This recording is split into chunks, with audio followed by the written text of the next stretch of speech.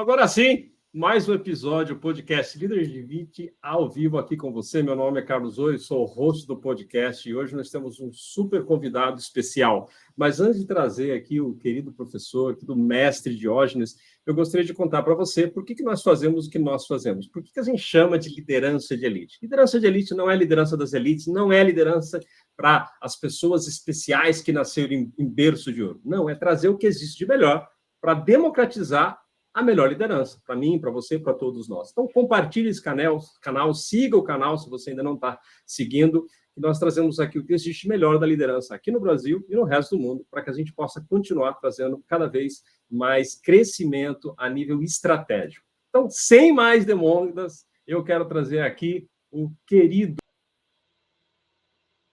Consigo acertar aqui o meu painel. Agora, acho que foi um baile aqui nos bastidores para a gente finalmente fazer a conexão funcionar. Diógenes, super gratidão de você ter tirado esse tempo no meio da sua agenda complicada, que você é uma pessoa que está sempre ensinando, ajudando outras pessoas. Tive um prazer enorme te conhecer, né, na Board Academy como instrutor, como facilitador, mentor, na aula de estratégia e tantas outras temáticas relevantes. Seja super bem-vindo aqui à sua casa digital online. Se Deus quiser, primeiro de muitas vezes. E como é de costume, quem é o Diógenes Lima, pelo próprio Diógenes. Boas-vindas. Muito bem, muito obrigado. É um prazer enorme estar aqui. Todas as vezes que a gente teve a oportunidade de conversar foi sempre muito bacana, sempre com insights bastante expressivos para as coisas de hoje e principalmente as do futuro, aquelas que a gente tenta tatear para saber se vão acontecer da forma como a gente imagina. Obrigado pelo convite, obrigado a todos aí que estão nos ouvindo. Diógenes pelo Diógenes, cara, eu entendo que, assim, eu sou uma pessoa que gosta de fazer o bem para os outros. E sim, sem essa pieguice de ser pegajoso. Eu não sou um cara muito meloso, não. Mas eu sou um cara que as pessoas gostam de ter por perto. Eu já percebi isso também. E eu gosto de gente. Então, gostar de gente, gostar de fazer bem a alguém é algo que sempre está me conectando com as pessoas. E eu aprendi muito ao longo da vida que quando você faz o bem, o universo, de alguma maneira, ele conspira a seu favor. Que é a tal da lei da semeadura, que também muitos amigos compartilham do mesmo pensamento, você é um deles, de que, poxa, eu vou fazer o bem independente de quanto isso possa me custar e se vai ter algum retorno ou não. A gente sabe que vai retornar, mas não é com isso que a gente conta, mas a gente sabe que a coisa vai mudar e vai ficar bom para nós fazendo o bem. Então, esse seria o Diógenes pelo Diógenes. Maravilha, Diógenes. Então, vamos entrar aqui já de sola na nossa temática, que é uma temática muito querida para nós e eu vim aprendendo muito recentemente, nos últimos meses, a dar os nomes certos para as coisas, trazer os conceitos mais sofisticados assim para uma gestão de nível altamente estratégico dentro do mundo da governança. Então, antes da gente dizer por que é importante criar um conselho consultivo, eu diria que é praticamente vital para as empresas, tem a questão de sobrevivência. Se eu pudesse dar uma visão geral da sua forma de ver o que é governança e qual é o papel de um conselho consultivo. Muito legal. Bom, para mim, de uma forma bem resumida, ter uma governança corporativa, fazer as coisas certas desde o início. E claro que não é tão simples, porque muitas vezes você não tem os caminhos, você não conhece a teoria, muitas vezes até a própria prática não é exatamente igual. Então, se você pensar que eu estou fazendo algo e esse algo está sendo certo dentro dos seus próprios princípios éticos, morais, valores, né, sejam eles quais forem, desde que eles sejam universais e você perceba que isso faz sentido e até, conectando com aquilo que eu falei antes, né, faz o bem, seja para uma sociedade, para as pessoas, para você enquanto empresário ou enquanto executivo, isso é governar de forma correta, de forma certa. É evidente que existem inúmeras situações onde você precisa ter princípios éticos, códigos de conduta, compliance, são coisas que vão reger, né, essa situação da governança. Para mim, o núcleo da governança começa com a ética. E depois vem com todos aqueles outros pontos que são super importantes, né, que tem a ver com a própria condição da empresa, inclusive da sua longevidade, da sua maximização dos seus resultados, criação de valor para as empresas e para a sociedade, né, gerando empregos, gerando salários melhores, para que as pessoas possam ter uma condição melhor de vida e, consequentemente, girar essa roda da economia, né? Já que a gente fala de empresas, é isso que a gente precisa ter. Então, para mim, governança de modo muito simples é isso que eu mencionei. O papel do conselho numa empresa, seja ela de que tamanho for, desde uma startup, né, uma scale-up, uma média, uma pequena, uma grande empresa, ele tem a importância de nortear aquilo que a gente está dizendo, o que é certo a ser feito. Não só no aspecto da auditoria, né, da conferência, do monitoramento, mas também da recomendação, no caso dos conselhos consultivos, e também no caso dos conselhos de administração, a deliberação, ou seja, a tomada de decisão para que as coisas aconteçam da maneira correta, para que se atinjam os objetivos que foram estabelecidos. Então, esse apoio que o empresário, de qual tamanho for, ele pode obter no conselho, que é a junção de vários conselheiros, né? Isso é algo fundamental para a perenidade da sua empresa, da sua instituição. Excelente. Você vê que já pincelou um pouquinho, mas normalmente quando as pessoas pensam em conselho, tem uma visão de algo mais carregado, até por ouvir falar de conselho de administração. O que é a essência da diferença de um conselho de administração, sua aplicabilidade, e de um conselho consultivo? Bom, muito boa pergunta. Assim, se a gente for olhar do ponto de vista prático mesmo, ambos têm uma função muito semelhante, que é de recomendar as melhores práticas sobre determinados assuntos que serão discutidos por uma pauta já previamente elaborada dentro de um cenário daquilo que é da onde eu estou, para onde eu quero ir, né, que seria uma espécie do que é o próprio planejamento estratégico, num alto nível mesmo, então por isso estratégico, não se discute coisas muito táticas nesses conselhos, independente de qual for. De modo geral, o conselho de administração ele é regulamentado, portanto ele é regulado por normas e leis bastante específicas e estabelecidas para que não haja nenhum tipo de dano para as empresas e para a sociedade, principalmente aquelas pessoas que são os investidores, os acionistas. Então, aí você tem uma situação que há uma situação de comprometimento fiduciário do próprio conselheiro, onde ele e a empresa se misturam na questão da governança e no dever de fazer as coisas certas e fazer as coisas acontecerem da maneira correta, conforme está na regulamentação ou conforme está nas boas práticas de governança. Muitas vezes não está escrito na legislação especificamente uma determinada situação, mas se aquela empresa entende que é importante ter uma conduta XYZ, ela vai usar aquilo como forma de garantir que a governança esteja no melhor caminho. Então, esse é um ponto. O conselho consultivo, ele não é mandatório, ele não é uma decisão que eu, enquanto conselheiro consultivo, vou, entre aspas, mandar, dar uma ordem para que aquilo se execute. Eu vou orientar, eu vou sugerir, baseado na minha experiência, na experiência dos conselheiros, naquilo que são as boas e melhores práticas, mas a decisão não é necessariamente nossa. A decisão pode ser do CEO, seja ele um próprio empresário, ou o CEO, vamos chamar assim, externo, né? Um CEO que foi contratado para essa atividade, ele não necessariamente é obrigado a seguir as orientações ou as recomendações que o Conselho Consultivo coloca na mesa. Agora, é evidente, né, que isso não ocorre de uma forma tão assim, contraditória, porque, afinal de contas, se alguém decidiu chamar pessoas para a mesa para conversar sobre assuntos de importância e de relevância para a companhia, que é maximizar os resultados e gerar valor, não é possível que todas as vezes vai ficar oposto àquilo que o conselho recomenda. Se for isso, tem aí uma dualidade que tem que ser esclarecida, né? Aí tem um problema de psicanálise e psicologia que aí você pode ajudar melhor esse empresário do que eu enquanto conselheiro, entendeu? Maravilha. E já vou pegar a temática aqui, né? Estamos falando, estamos nos pontos de entrada aí. Já dá para perceber que tem muito mais sabedoria no aconselhamento de várias pessoas do que na cabeça do empresário, que acaba vendo as coisas tem a sua própria polarização. Então, por que o empresário, uma empresa, uma lean startup que está começando, né? que é uma abordagem, inclusive, da board. Por que uma empresa grande, uma de médio porte, que ainda não instituiu um conselho? Por que uma empresa pequena? Por que criar um conselho e trazer essas pessoas para dentro da empresa? Vamos dizer assim, quais são os benefícios de ter isso? Né? Eu sei que a gente já começou a pincelar. E quais são as oportunidades que o empresário está perdendo de não ter um conselho consultivo? Muito bom. Veja, tem algumas frases que são folclóricas, né? Duas cabeças pensam melhor que uma. Eu, por exemplo, tenho uma que eu adoro: 1 mais 1 é maior que 2. A diversidade de ideias, de pensamentos, de experiência, de conhecimento, né? De tudo aquilo que 5 pessoas, 3 pessoas viveram ao longo dos seus anos, né? Por exemplo, eu tenho 40 anos de carreira.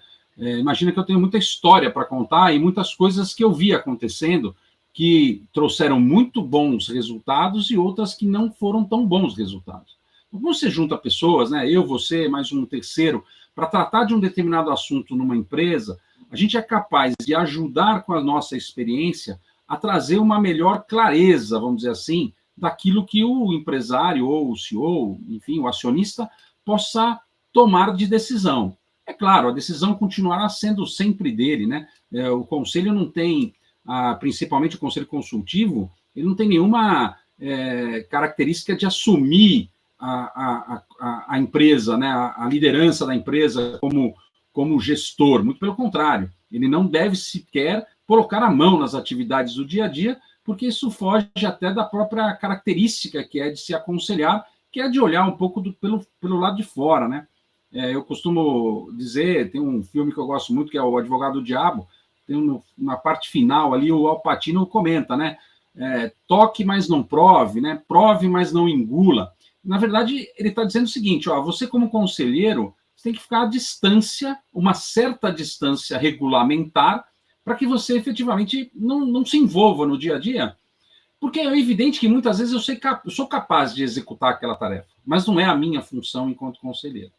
Então, essa questão de você trazer pessoas de fora para junto com esse corpo diretivo ou com o acionista, que seja, trazer experiência e conhecimento para, vamos dizer assim, diminuir os erros, encurtar caminhos de forma muito satisfatória, evidente, né? Quando a gente fala em encurtar caminhos, criar atalhos, aqui não estamos falando de nada errado, nós estamos falando só de tempo de aprendizado, porque tudo tem uma curva de aprendizado, e muitas vezes você junta 3 pessoas com visões diferentes, mas com o mesmo propósito, isso acaba sendo muito mais positivo. E como há uma tendência natural, por uma questão até de ética, moral, um pouco estatutário, a gente não briga numa sala de conselho. Eu posso ter uma divergência absurda com você, né? Mas eu não vou brigar com você. Eu vou respeitar os seus posicionamentos, vou tentar colocar o meu ponto de vista, vou tentar argumentar sobre os seus, e quem sabe a gente vai encontrar uma melhor condição.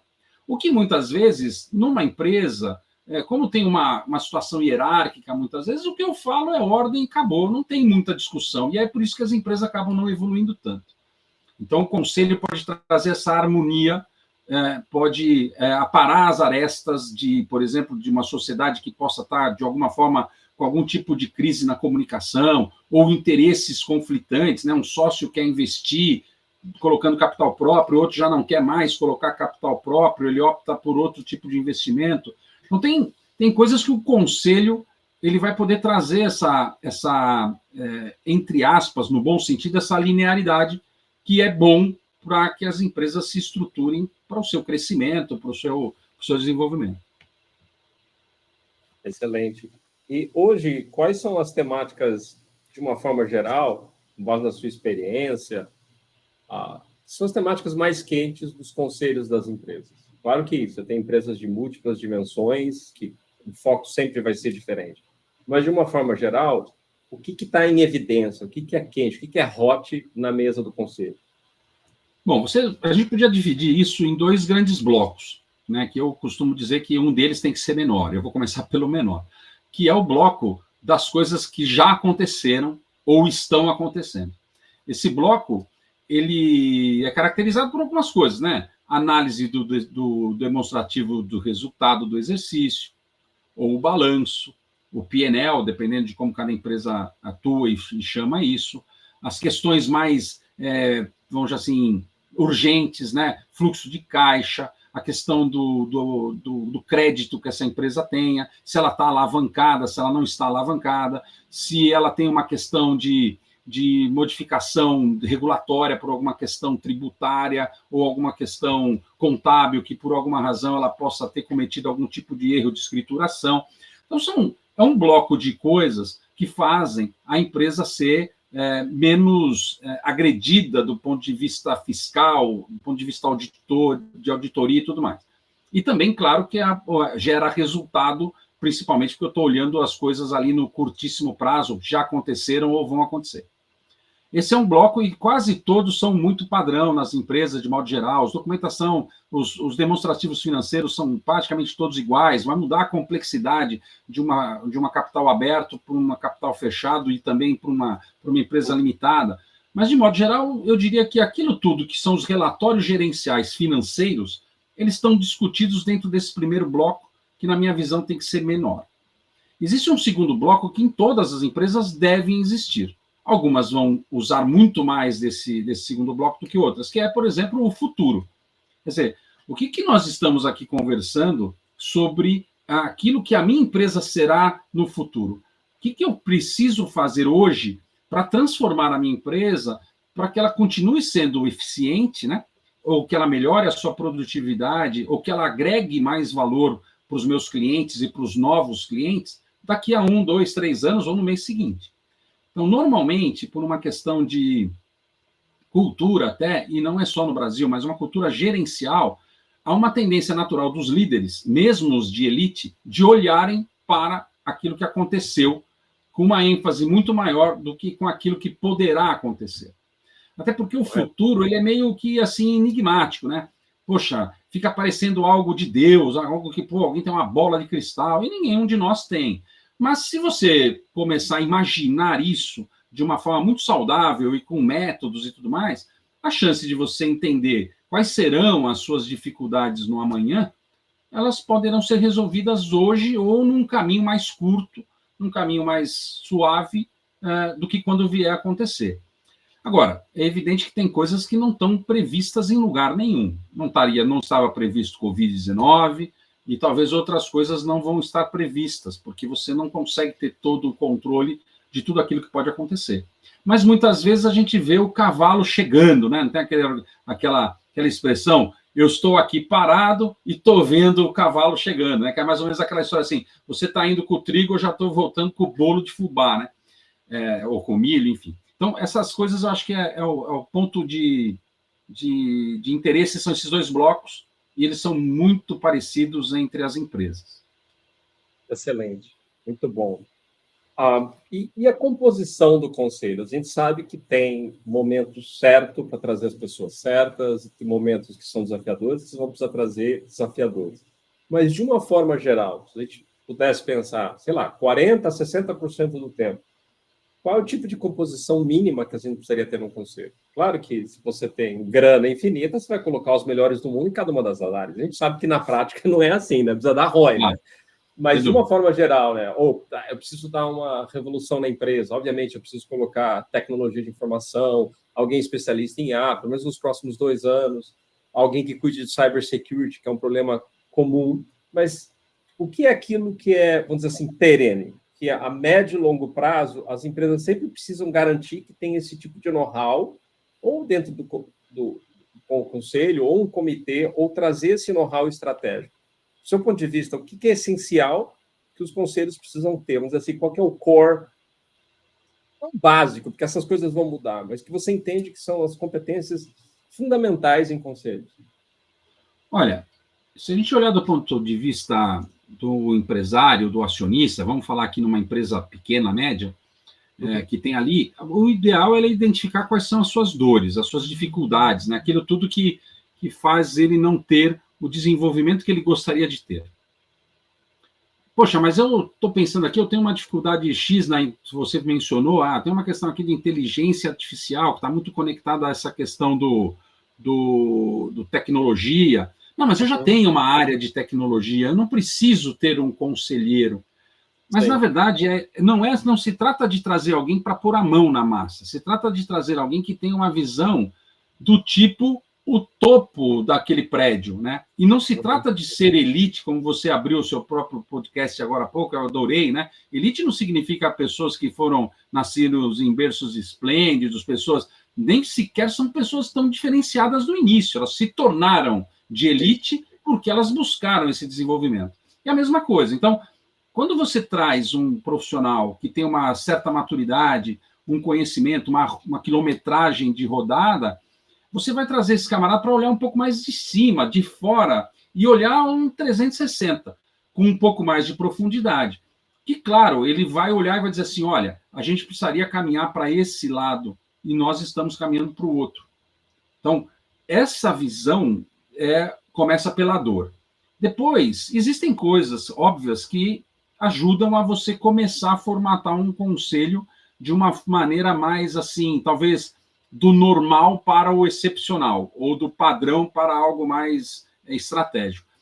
Eu diria assim, seguramente os profissionais de finanças, né, os CFOs ou os DAFs, né, diretores administrativos financeiros, eles têm mais oportunidade nos conselhos, porque normalmente a grande dor das empresas, na sua maioria, está relacionada com aquelas questões dos demonstrativos financeiros.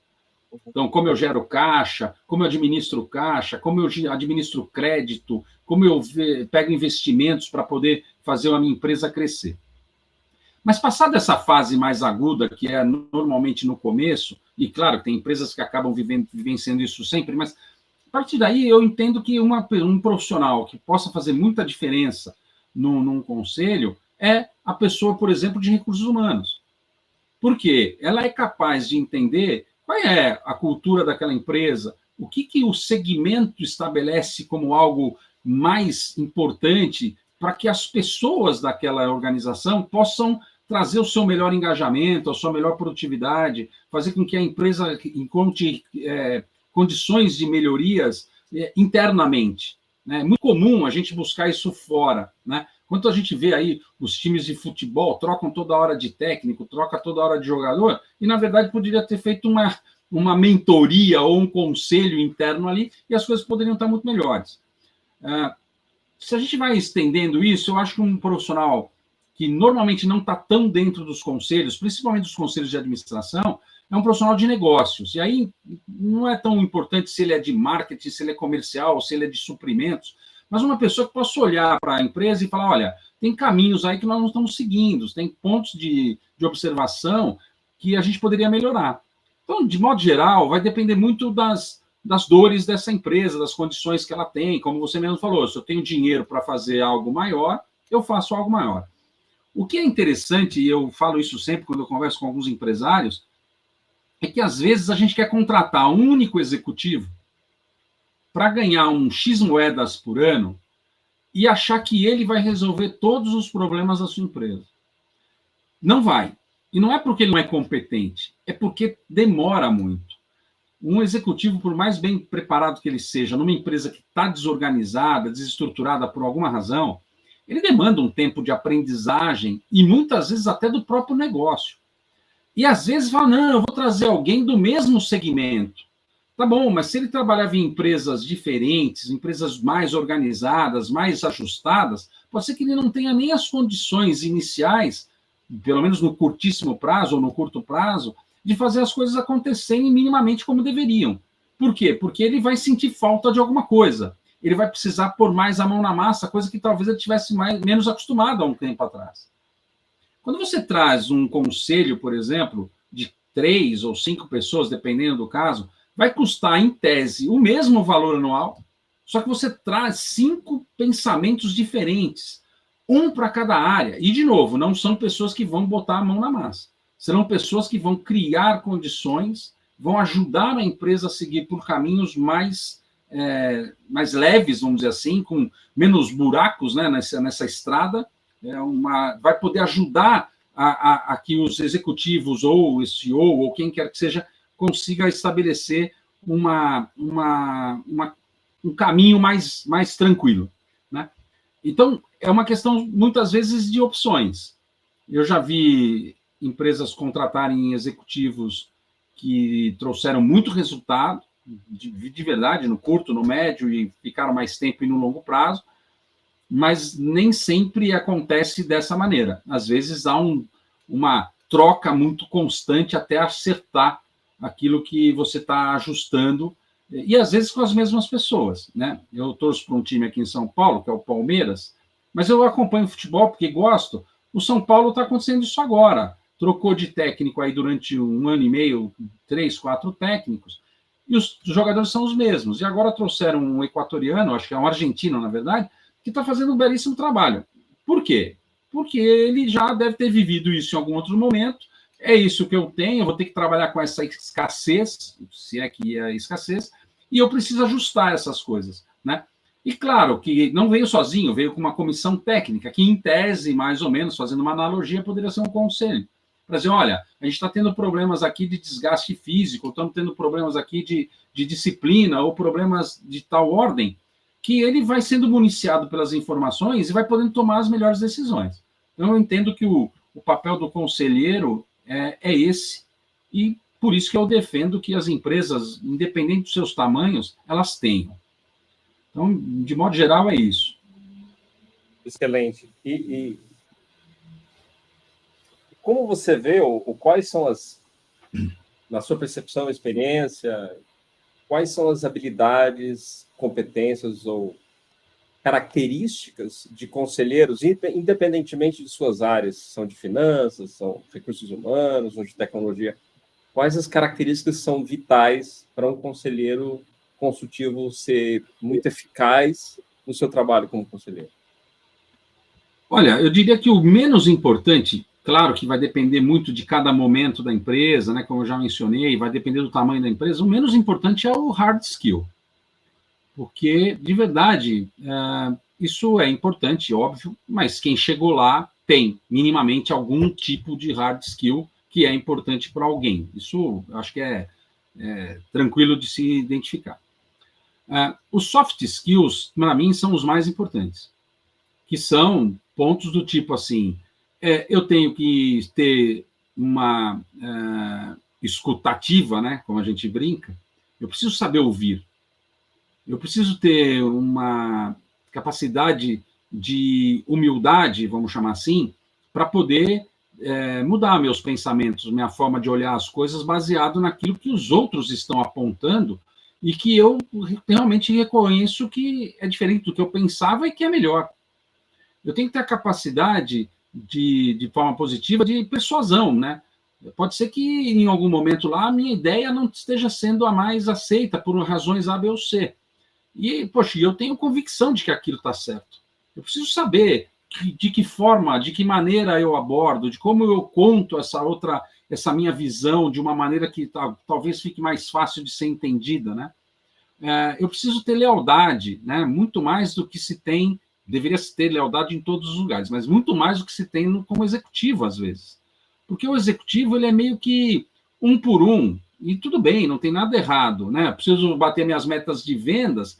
Muitas vezes, eu não acho isso certo, mas muitas vezes pode ser que eu esteja fazendo algo, não errado, mas algo que não está 100% dentro daquilo. O prazo de pagamento era 30 dias e não podia ser diferente, mas para vender eu vendo com 45. A empresa gosta, está todo mundo gostando e vai que vai. Essa lealdade à empresa, no conselho, isso é mais aflorado. Você tem que ser um pouco mais guardião das coisas, né? E não tem nenhum erro vender por 45 dias ou 30. Eu só estou colocando aqui como um exemplo de que as coisas no conselho elas podem e devem ser um pouquinho mais, vamos dizer assim, vigiadas, governadas, estar mais preocupado com esses pontos do que o executivo tem, né? Por quê?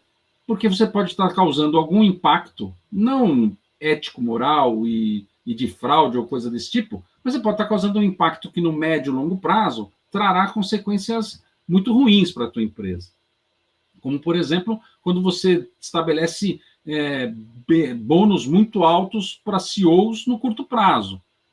Quer dizer, se ele tem lá uma situação de, poxa, tem uma fortuna que eu vou ganhar, mas eu quero seguir tudo que eu tenho que seguir, mas na hora que eu tenho que vender por 45 e não por 30, porque eu vou ganhar meu bônus se eu bater uma meta XYZ, ele vai fazer. mas isso pode causar um dano lá na frente. Claro que esse exemplo ele não é um exemplo para causar tantos danos, mas ele pode causar um dano lá na frente.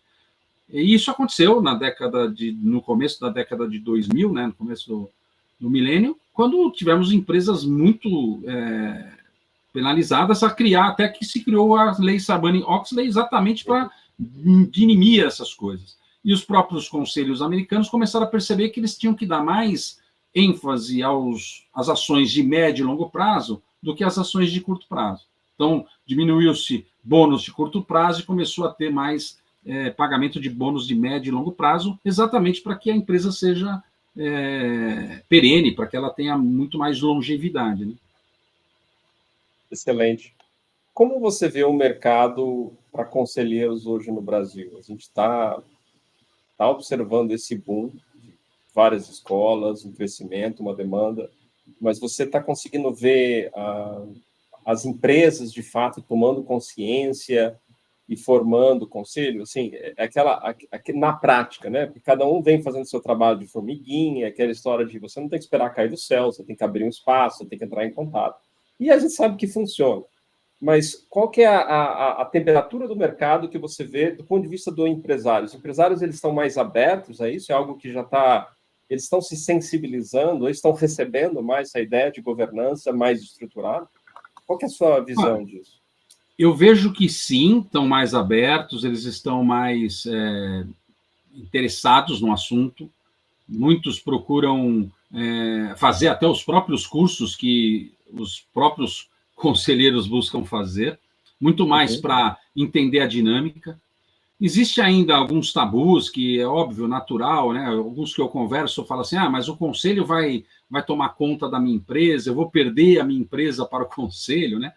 É óbvio que é uma preocupação natural, porque quem construiu o que construiu, ainda mais num país como o Brasil, onde o empresário é visto como vilão, é óbvio que isso causa um pouco de desconforto natural.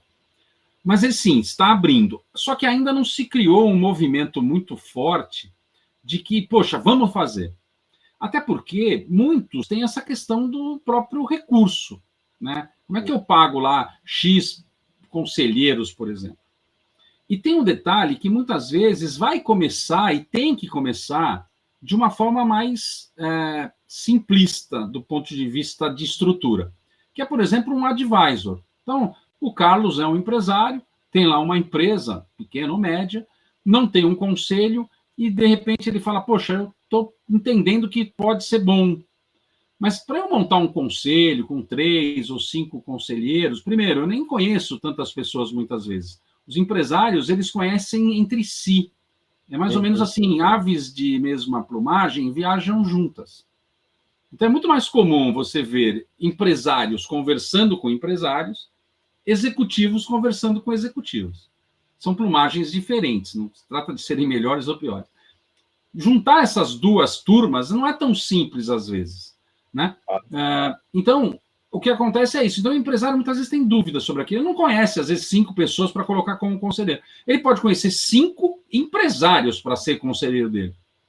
Mas não necessariamente esses 5 empresários juntos vão ser melhores do que, por exemplo, 5 profissionais que viveram na pele as dificuldades daquele dia a dia de uma empresa, que vão poder trazer sugestões, recomendações muito mais efetivas. Os empresários têm outras coisas que eles conhecem muito bem, muito melhor que cada um de nós enquanto executivos ou enquanto conselheiros, mas muitas vezes o que precisa é essa junção desses dois conhecimentos, e não apenas de mais reforço naquilo que poderia ser feito. Então, esse é um ponto. Então, eu ainda acho que os empresários não encontraram o caminho. Por isso que eu entendo que o advisor, ou, que não é o caso, porque mentor é uma outra coisa, mas o advisor, ele pode ser o pontapé inicial.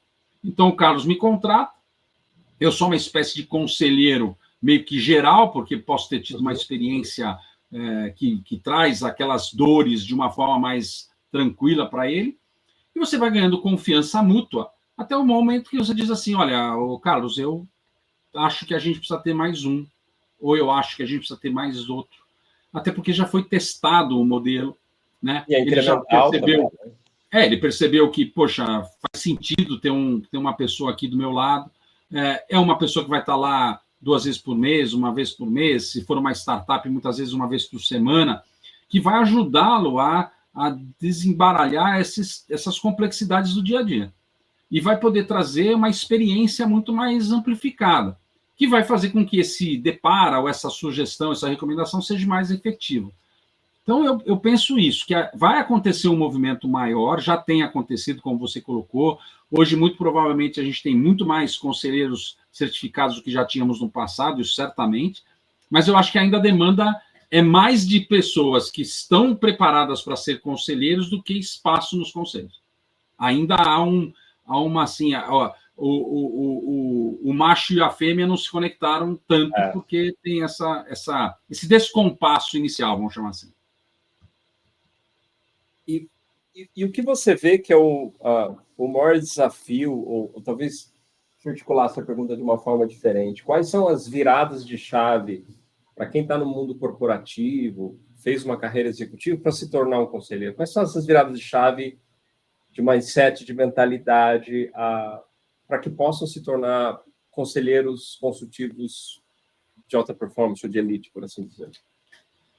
Olha, de modo geral, o que acontece eu sou executivo ainda, né? Sou diretor executivo, sou responsável por suprimentos, marketing e vendas de uma empresa que tem um faturamento hoje de 105 milhões por ano. O primeiro ponto é que você não vai executar mais, ou seja, muitas vezes eu tenho lá a condição de, numa reunião com a minha equipe, falar, vamos fazer assim. Tudo bem, parece uma recomendação, mas esse vamos carrega muito de eu também pôr a mão na massa, de eu também ser o famoso hands-on, né? Isso é uma mudança significativa. Você não vai poder fazer isso enquanto conselheiro. Não é que não vai poder, se recomenda que não faça, né? Poder é uma outra coisa, mas não se deve fazer. Esse é um ponto. Ou não se deve fazer por um período muito longo. Muitas vezes você pode estar numa empresa que ela precisa fazer um determinado tipo de demonstrativo financeiro que, poxa, você pode estabelecer lá, junto com quem quer que seja, qual é o modelo, qual é o padrão, mas não é você que vai colocar os números ali, né? Você vai dar o boneco para que isso aconteça. Então, isso é um ponto. O outro ponto que eu acho que é importante é você, como executivo, a gente é muito específico, a gente é muito especialista. E tudo bem, não tem nenhum ponto de erro aí. Ao contrário, as empresas buscam essa especialidade. Enquanto que no conselho você deve ser um pouco mais generalista. Você deve ter uma visão um pouco mais ampliada, que é uma visão de empresa e não uma visão de departamento. Claro, de novo, o teu hard skill vai te ajudar muito nisso e vai poder ajudar muito a empresa. Mas dependendo de como for o teu conhecimento muito forte de hard skill, você vai deixar de ser um conselheiro para ser um consultor. Algum erro? Nenhum. Só que são funções completamente diferentes. Não é a mesma coisa. Parece, começa com C, né? Consultor e conselheiro. Não é a mesma coisa, tá? Então, assim, essas coisas é importante. Então, a transição, ela pode existir. Eu, por exemplo, desde 2017 eu sou certificado pelo IBGC, então eu já tinha percebido lá atrás que eu tinha alguns cacuetes para uma segunda carreira, que as pessoas chamam de segunda carreira, eu chamo de quarta, mas eu posso explicar isso numa outra oportunidade, se for o caso, porque eu percebia isso, a minha experiência foi fazendo eu ter uma visão 360 graus, em que pese eu ter sido CEO de atividades muito pequenas dentro de empresas, né, dentro de unidade de negócios de empresas, mas eu via que eu tinha uma visão mais amplificada do 360, até por conta dos líderes que eu tive, que sempre conversavam comigo sobre coisas muito mais abrangentes do que a minha própria área. Então, eu falei, poxa, eu posso contribuir de forma muito mais significativa aqui do que só naquela área que eu atuo. E aí eu fui buscar a certificação, fui buscar o conhecimento e tal. Então, esse é um ponto. Outro ponto que eu acho importante na transição, eu não fiz, mas eu faço hoje, mas eu podia ter feito há mais tempo, que eu acho que é uma dica muito importante, é assim, quando nós somos conselheiros, quando nós somos executivos, a gente se junta com executivos. Aves de mesma plumagem voam juntas. Então, por exemplo, eu fui na Anshan, fui do comitê de marketing da Anshan, eu fui na Associação Brasileira dos Profissionais de Recursos Humanos, fui vice-presidente lá. Só com executivos. De áreas diferentes, é verdade, marketing numa, recursos humanos noutra. Eu fui do conselho deliberativo do Embrasc, que é supply chain. Eu hoje sou presidente do conselho deliberativo da Ibramerc, que é vendas, inteligência de mercado e marketing. Todo mundo ali é executivo. Eu converso com executivos. O executivo não vai me arrumar uma oportunidade num conselho. Ou será a minoria das vezes vai ser através de um executivo. Porque o executivo está na outra vibe. O negócio dele é entregar resultado. E está tudo certo, não tem nada de errado. Então, se eu puder dar uma dica, cara, começa a ir mais para o tênis. Vai lá para o clube. Tenta conhecer empresários. Tentam se conectar com essas aves de outra plumagem, porque serão essas aves que vão levar você para esse outro lugar, que não é nem melhor nem pior. Mas se você quer ser conselheiro, quem vai poder te chamar para o conselho é um empresário, um acionista. Ou um outro conselheiro, que eu mencionava aqui. Sou um advisor, consigo ganhar a confiança e a credibilidade de um empresário, e aí aquilo começa a tomar mais corpo, eu vou chamando outro, e outro, e outro. Né? Então, você tem que estar nesses ambientes. Ou você está no ambiente de conselheiros, onde as pessoas vão olhar a sua autoridade, a sua visibilidade, o seu comportamento, a sua ética, a sua moral, a capacidade que você tem dos soft skills que eu mencionei ou dos hard skills, e vai falar, poxa, olha, a gente está precisando de alguém como o Carlos, a gente está precisando de alguém como o Diógenes, né? E aí surge uma oportunidade. Então, 90% ou mais das contratações de conselheiros é feita por indicação, sendo que a maior parte delas é de indicação de acionistas. E uma outra parte, não tão significativa, mas importante, é feita de próprios outros conselheiros. Então, eu diria isso. Perceber que você tem que ter uma visão 360, perceber que você precisa ter algumas capacidades de soft skills diferentes para o dia a dia, e também estar num ambiente que você possa vir a ser convidado a trabalhar como conselheiro. Excelente. E para você, para ti individualmente, o que te traz mais satisfação e realização atuar num colegiado como um conselho? O que você mais gosta disso? Cara, é uma coisa apaixonante, porque é mais ou menos assim, né? Eu não me lembro se você tem filhos, eu acho que sim. Tem, 2. Eu tenho 2 também. Então, assim, é algo do tipo, você vê sair de um estágio para o outro, sabe? Muitas vezes, você numa empresa, você percebe o seu departamento, a sua área de atuação ter um desenvolvimento. Mas muitas vezes você acaba não vendo todo.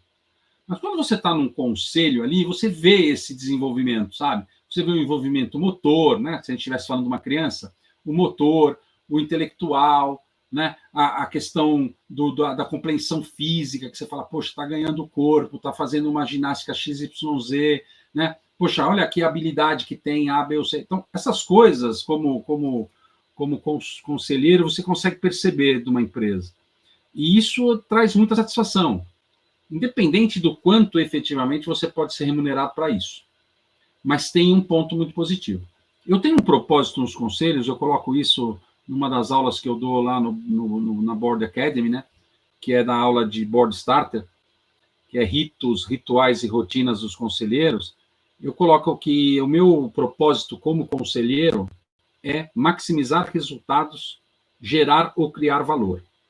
Valor para quem? Para aquela empresa que eu represento e para a sociedade em torno daquela empresa. Pode ser fornecedores, também clientes, a própria comunidade em torno.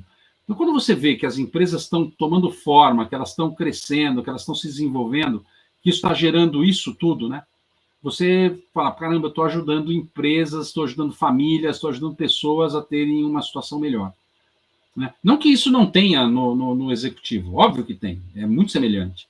Mas ali você tem uma ação mais indireta, é mais intelectual, vamos chamar assim, né? Do que a ação manual, que é de pôr a mão na massa e fazer acontecer. Quantas vezes nós dormimos pouco porque nós é quem estávamos produzindo alguma coisa? O conselheiro não vai dormir porque ele está produzindo alguma coisa pondo a mão na massa. Ele pode deixar de dormir porque ele está preocupado que talvez ele precise encontrar uma outra solução para aquilo que estão fazendo. Mas é diferente, né? Acho que você tem um cansaço físico maior como executivo e um cansaço físico, ou um cansaço mental maior como conselheiro. É mais ou menos isso. Sensacional. Como é que as pessoas podem entrar em contato contigo, Diógenes, para saber mais sobre... Eu sei que você também tem uma empresa de consultoria, que você é conselheiro, que você é mentor, ou para simplesmente conectar. Eu sei que você tem uma base bastante grande no LinkedIn. Qual a melhor forma de entrar em contato contigo? Olha, o LinkedIn é um lugar que eu gosto muito. Eu tenho um problema agora, porque a plataforma limita lá a quantidade de conexões, né? Então, agora só podem me seguir. E aí me disseram, não, você tem que eliminar os seus conexões. Eu falei, cara, como é que eu elimino conexão, né? Como é que é isso? Né? Vou lá e dou um del? Não dá, eu tenho um pouco de... Eu sou meio apegado a certas coisas, né? Então, assim, mas se quiserem se conectar comigo, é Diógenes Carvalho Lima, não tem dois lá, pelo menos que eu saiba. É a plataforma que eu mais uso. Eu tenho Instagram, mas eu gosto do casual, evidente, gosto de sorrir, gosto de dar risada, mas eu sou menos atento a esses detalhes do vídeo e tudo mais. Mas lá no LinkedIn essa é uma forma de me seguir. E o meu e-mail, né, que é diogenescarvalholima@outlook.com.br. Celular, não tem nenhum problema de citar, é o 11 94 014 3560. 11 94 014 3560. Então, assim, eu gosto de conversar, prefiro, óbvio, sempre que dá, ser presencial. Eu sou do estilo mais touch, menos tech, mas nada contra a tecnologia, ao contrário. Tenho aprendido muito aí com a inteligência artificial. A maioria das vezes eu perco para minhas filhas, né, que uma tem 23, outra tem 19, mas nesse tema eu estou ganhando, então está sendo mal barato. Vamos falar de inteligência artificial? Pô, pai, agora que você sabe tudo, a gente também não quer falar, não. Tá certo. Mas é que, assim, né, as pessoas falam, poxa, mas inteligência artificial e tal... Olha, de verdade, num momento mais atrás, aí, sei lá, uns 5 anos, eu realmente olhava com outros olhos. Eu achava que, realmente, ainda mais um país pobre como o nosso, infelizmente, num país com muitas escassezes, era difícil de você pensar que não será substituído a mão de obra operacional pura, né? Vai ser, infelizmente. Vão ser criados outros empregos. Mas hoje eu percebo que quem vai tirar o emprego de um ser humano vai ser outro ser humano que sabe usar a inteligência artificial. E não é a inteligência artificial em si que vai fazer isso, né? Então, se a gente conseguir democratizar a inteligência artificial, como foi um dia democratizado, talvez demorou muito, internet e outras coisas, eu acho que a gente vai conseguir ter uma condição de absorção dessa mão de obra de A para B mais rapidamente, e com isso a gente vai sofrer menos impacto social. É o que eu desejo, né? Diógenes, sensacional. Agradeço demais sua participação, sua contribuição, seus insights. E alguma coisa que eu deveria ter te perguntado e eu não perguntei, ou alguma coisa que você gostaria de acrescentar nesse bate-papo? Olha, eu acho que não, acho que em tese você perguntou muitas coisas importantes, que eu acho que para quem é um empresário ou mesmo um executivo que queira se tornar conselheiro, né, um empresário que queira contratar um conselho, um conselheiro, acho que não. O que eu colocaria muito é assim, de verdade, 1 mais 1 é maior que 2. Então, o empresário que puder buscar, não precisa ser com nenhum de nós aqui, com quem ele entender que é melhor, mas buscar a criação de um conselho que não necessariamente comece com toda a estrutura, mas que comece minimamente a se pensar nisso, a conversar sobre isso, seguramente o investimento é válido e traz retornos bastante significativos. E não no médio e longo prazo. Isso, às vezes, acontece no curtíssimo prazo. Às vezes, um insight que você dá numa reunião, o cara lá vai lá e economiza R$1 milhão. Já aconteceu isso. De você estar lá vendo uma coisa e falar assim, cara, mas você está fazendo isso, se vocês fizessem assim, eu tive uma experiência tal, poxa, mas nunca pensamos. Então, analisa lá e estuda. Pô, a gente analisou, estudou e conseguimos economizar R$1 milhão. Quer dizer, isso é muito bacana, né? Você pode ser remunerado de várias formas. Você pode ser remunerado por uma remuneração mensal, você pode ser remunerado por uma remuneração mensal mais um equity. Imagina uma empresa que você consegue aportar tanto valor que na hora que ela for vendida, por alguma razão, você possa ser um sócio que vai ser remunerado por aquilo. Então, tem várias formas do empresário também se assegurar de que o conselheiro vai dar o seu melhor para aquela empresa, né? Claro, tem as questões dos interesses, dos conflitos de interesse, mas tudo isso tem a ver muito com ética e moral. É verdade que, lamentavelmente, no Brasil a gente tem um problema, uma crise moral absurda, mas eu diria que nesse nível a gente já venceu essa barreira, de verdade. Estou sendo muito sincero assim, com as pessoas que a gente conversa, todos têm um nível de autodisciplina, autocobrança sobre essas questões ético e moral, com a barra muito elevada. Pode acontecer? Pode, mas acho muito improvável. Por quê? Porque macula a sua imagem. E com isso, você perde tudo aquilo que você ganhou ao longo dos anos, né? A única coisa que eu tenho é o pouco patrimônio que eu vou deixar e meu legado de pessoa. Então, eu não quero macular a minha imagem, eu quero que ela seja essa imagem, então eu não vou fazer coisas erradas. E a imensa maioria dos conselheiros pensam exatamente igual. Tá. Diógenes, gratidão demais, gratidão a toda a audiência. Semana que vem tem mais, até o próximo encontro. Deus abençoe você, que você tenha uma vida e uma liderança extraordinária. Tchau, tchau. Muito obrigado, meu amigo, fica bem.